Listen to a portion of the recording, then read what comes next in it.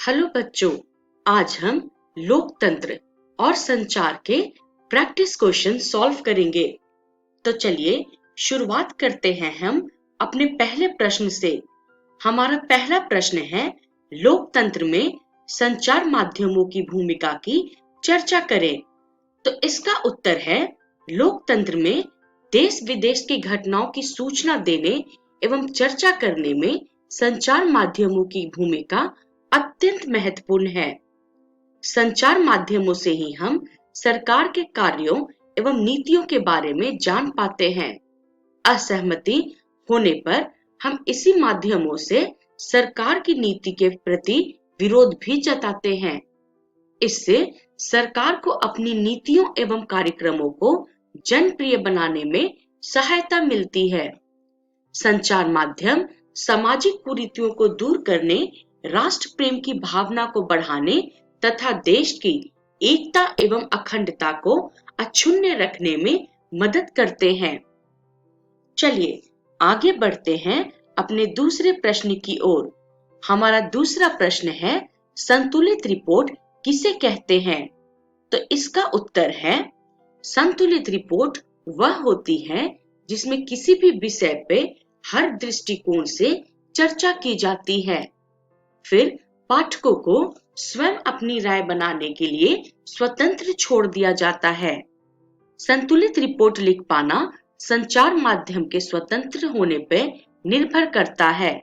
अतः लोकतंत्र में स्वतंत्र संचार माध्यमों का होना अत्यंत महत्वपूर्ण है। चलिए आगे बढ़ते हैं तीसरे प्रश्न की ओर। हमारा तीसरा प्रश्न है, सूचना का अधिकार अधिनियम 2005 की मुख्य बातों की चर्चा करें।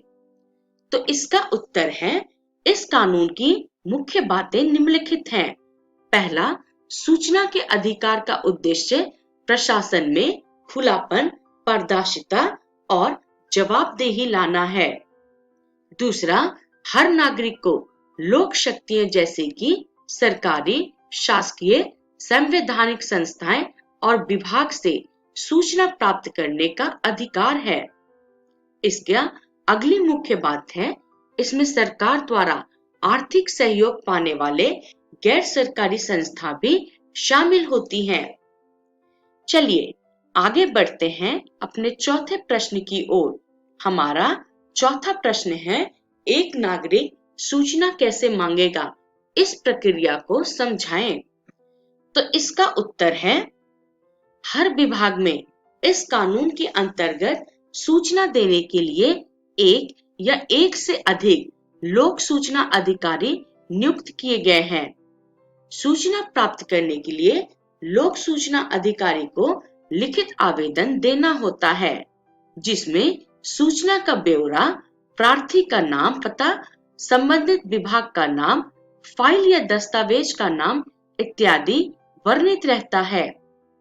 सूचना के लिए आवेदन के साथ केंद्र सरकार द्वारा निर्धारित 10 रुपए का शुल्क भी देना होता है, जिसे बैंक के डिमांड ड्राफ्ट या पोस्टल ऑर्डर द्वारा दिया जा सकता है।